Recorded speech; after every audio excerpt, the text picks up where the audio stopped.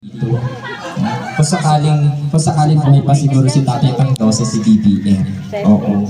Yan. So sa lahat po ng mga taga... Ay, malitito na naman ako. Talabaan. Talabaan. Marami pong talaba dito.